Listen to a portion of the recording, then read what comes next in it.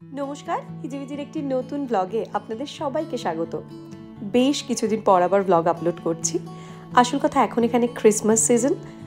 এই ফেস্টিভ সিজনটা প্রচণ্ড ব্যস্ততার সাথে যায়, মানে ল্যাদ খেতে খেতে যায়। অ্যাকচুয়ালি ব্যস্ততাটা হচ্ছে ল্যাদ খাওয়ার ব্যস্ততা।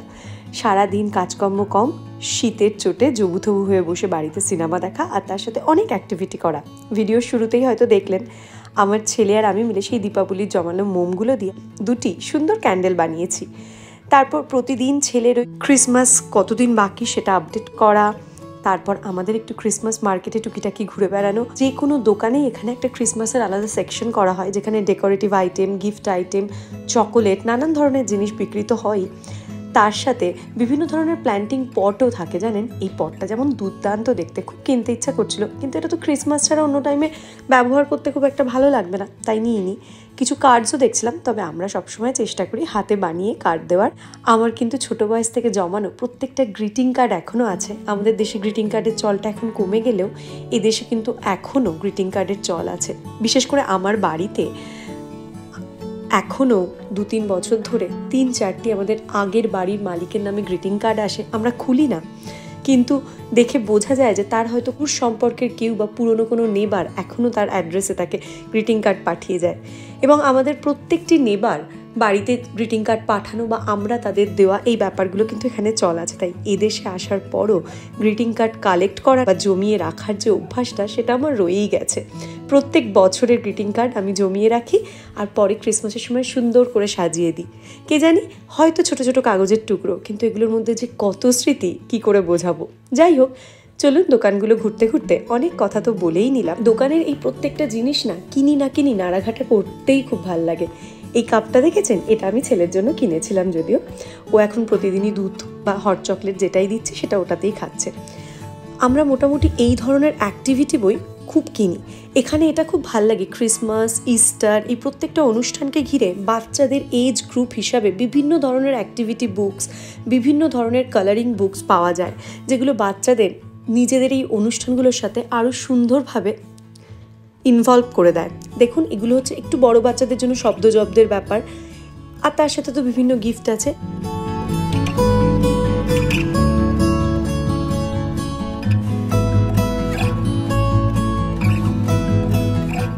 টুকটাক বেরোনো, ঘুরে ঘুরে সব দেখা, তার সাথে অল্প কেনাকাটা, এটা চলতেই থাকে ক্রিসমাসের আগে এই ডিসেম্বর মাসটি। দাঁড়ান, এবার এই পাকা বুড়োটার মুখে শুনে নিন ও ক্রিসমাসের জন্য কি কি কিনেছে। আমার বই পুরনো সব হয়ে গেছে, আমি সব করে দিয়েছি। এগুলো সব আমার নিউ কিনতে বই। এগুলো activity book. Activity book? Wow, activity book, দে আর নিউ। আচ্ছা, নিউ এগুলো সব তো। I also got this and this is also new. New, এটা কি করবি তুই? জুস খাবি না দুধ খাবি? হচ্ছে আমার ক্লাস আমি আজকে করব। এটা হচ্ছে আমার ক্লাস আমি কালকে করব। এটা হচ্ছে আমার নেটিভিটি স্টোরি। নেটিভিটি স্টোরির কি ওটা? স্টিকার দেখি, দেখা কোন কোন ক্যারেক্টার আছে বলতো নেটিভিটি স্টোরির এখানে? দেখিয়ে। Mary, Jesus, angel Gabriel, Jesus বার,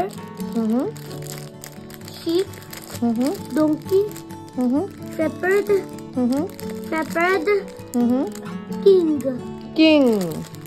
একটা শেপার্ড আর একটা ওল্ড ওয়াইজ ম্যান। এইটা হচ্ছে ওল্ড ওয়াইজ ম্যান, যারা সব গিফট দিয়েছিল, আর এগুলো শেপার্ড।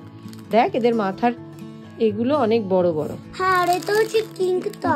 ডিসেম্বর মাসটা জুড়ে শীতটা যেই পড়তে আরম্ভ করে না, আমরা পুরো ঘরে জবুথবু হয়ে যাই। তাই তার জন্য বিভিন্ন অ্যাক্টিভিটি বই, বিভিন্ন ধরনের ডেকোরেশন, ঘর সাজিয়ে রাখা, এই সব কিছু মিলিয়ে আমরা আমাদের প্রত্যেকটা দিনকে ব্যস্ত করে রাখি। ডিসেম্বরের ছুটিটাও অনেক বড়, ছুটিটাতেও ওকে যাতে বিজি রাখতে পারি তারই ব্যবস্থা। রাস্তার ধারের এই আপেল গাছগুলো দেখে কি দুঃখ হয়, কিরকম ভাবে আপেল নষ্ট হয় দেখুন। এটি হচ্ছে ডিসেম্বর মাসের দ্বিতীয় সপ্তাহের একটি শনিবার।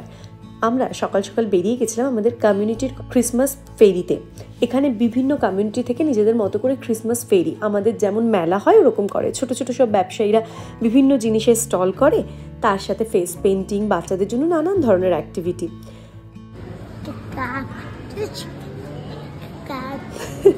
পাগলটার অবস্থা দেখুন, ফেস পেন্টিং করে সে ভারী মজা।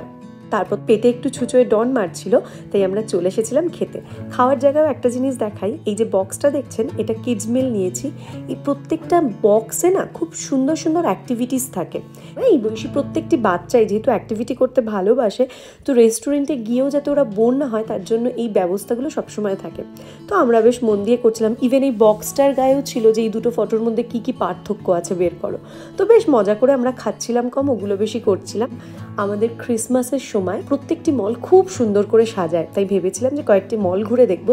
এই মলটিই ছিল প্রথম ঘুরতে যাওয়া। আর একজন ব্যতিব্যস্ত হয়ে উঠেছে, বাড়ি যাবে, তাই দেখুন মাটিতে শুয়ে গড়াগড়ি খাচ্ছে। কি বলবো, তবে আমাদের কিন্তু খুব ভালো লাগে। চতুর্দিকে আলো, মানুষের ভিড়, প্রত্যেকে ক্রিসমাস পার্টির জন্য বিভিন্ন রকম সেজে বেরিয়েছে গ্রুপে গ্রুপে।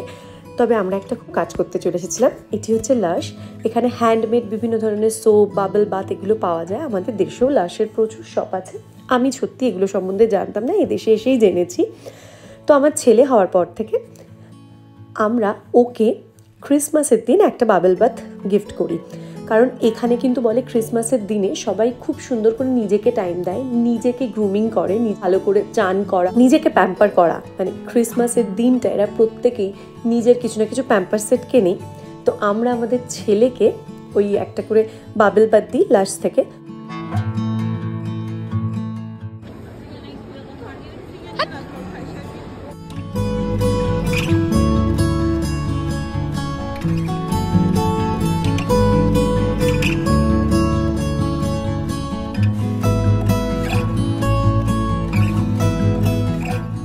কেনাকাটা তো সারলাম, তারপর মলটায় ঘুরছিলাম। দেখেছেন কি সুন্দর একটা ক্রিসমাস ট্রি, এটা আবার কেভ টাইপের, এর মধ্যে ঢোকাও যায়। আমরা তো প্রচুর মজা করলাম। তার সাথে আবার দেখা হলো এলির সাথে। স্যান্টাও ছিল, কিন্তু আমরা একটু দেরিতে এই জায়গাটায় পৌঁছেছিলাম বলে স্যান্টা চলে গেছিল। এলির সাথে জিনু করলে অনেকটা মজা। তার সাথে পুরো মলটা খুব সুন্দর করে ঘুরে আমরা তারপর বাড়ি ফিরলাম। ক্রিসমাসের আরও নানান গল্প আপনাদের সাথে শেয়ার করব। জানি ক্রিসমাস চলে গেছে, আমাদের সত্যিই সময় হয়ে ওঠেনি, আমরা একটু লেটে চলছি। যাই হোক, মেরি ক্রিসমাস, ভালো থাকবেন।